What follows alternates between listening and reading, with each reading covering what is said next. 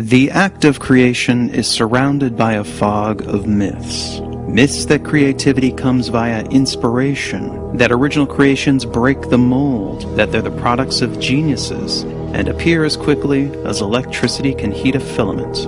But creativity isn't magic. It happens by applying ordinary tools of thought to existing materials, and the soil from which we grow our creations is something we scorn and misunderstand, even though it gives us so much, and that's copying.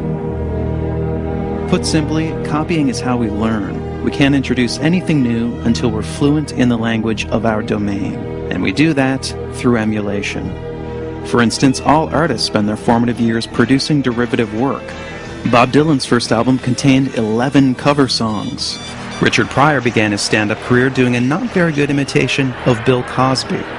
And Hunter S. Thompson retyped The Great Gatsby just to get the feel of writing a great novel. Nobody starts out original. We need copying to build a foundation of knowledge and understanding. And after that, things can get interesting.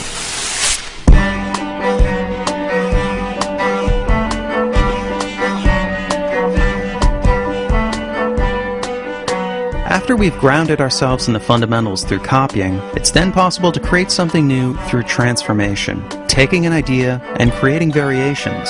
This is time-consuming tinkering, but it can eventually produce a breakthrough.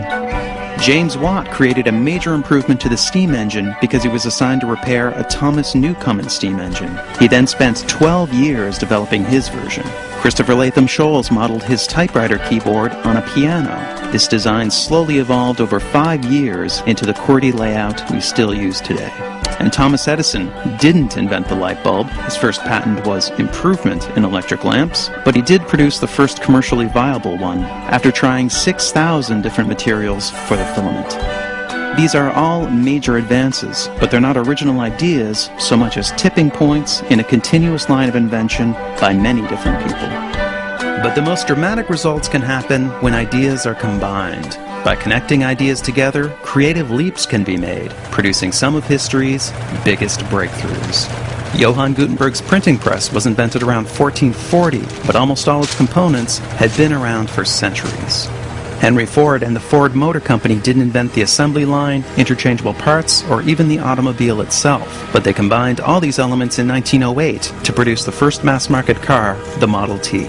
And the internet slowly grew over several decades as networks and protocols merged. It finally hit critical mass in 1991 when Tim Berners-Lee added the World Wide Web. These are the basic elements of creativity: copy, transform, and combine. And the perfect illustration of all these at work is the story of the devices we're using right now. So let's travel back to the dawn of the personal computer revolution and look at the company that started it all. Xerox. Xerox invented the modern personal computer in the early 70s. The Alto was a mouse-driven system with a graphical user interface. Bear in mind that a popular personal computer of this era was operated with switches, and if you flipped them in the right order, you got to see blinking lights. The Alto was way ahead of its time.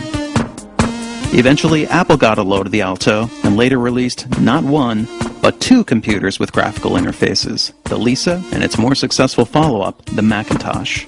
The Alto was never a commercial product, but Xerox did release a system based on it in 1981, the Star 8010. 2 years before the Lisa, 3 years before the Mac. It was the Star and the Alto that served as the foundation for the Macintosh. The Xerox Star used a desktop metaphor with icons for documents and folders. It had a pointer, scroll bars, and pop-up menus. These were huge innovations, and the Mac copied every one of them. But it was the first combination it incorporated that set the Mac on a path towards long-term success. Apple aimed to merge the computer with the household appliance. The Mac was to be a simple device, like a TV or a stereo.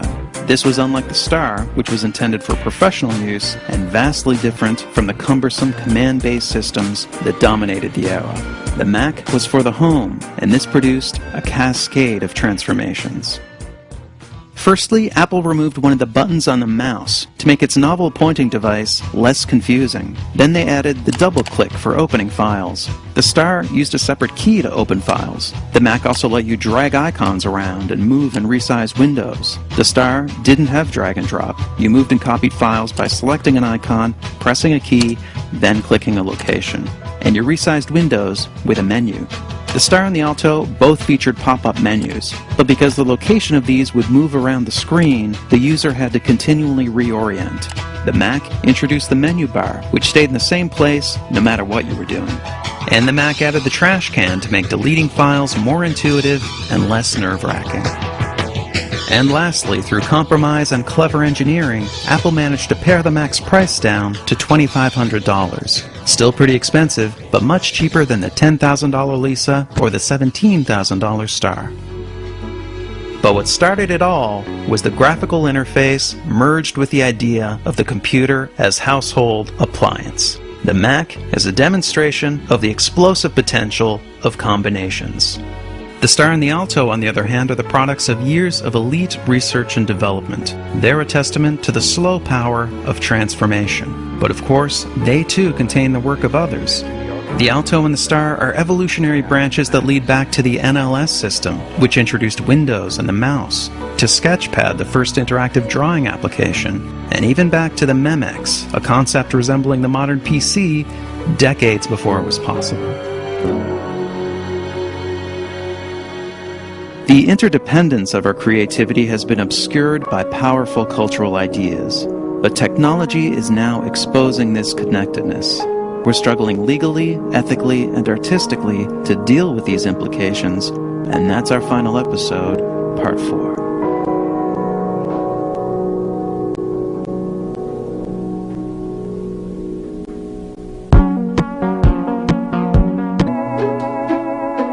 What if Xerox never decided to pursue the graphical interface? Or Thomas Edison found a different trade? What if Tim Berners-Lee never got the funding to develop the World Wide Web? Would our world be different? Would we be further behind? History seems to tell us things wouldn't be so different. Whenever there's a major breakthrough, there's usually others on the same path. Maybe a bit behind, maybe not behind at all. Isaac Newton and Gottfried Leibniz both invented calculus around 1684. Charles Darwin proposed the theory of evolution by natural selection, but Alfred Russel Wallace had pretty much the same idea at pretty much the same time.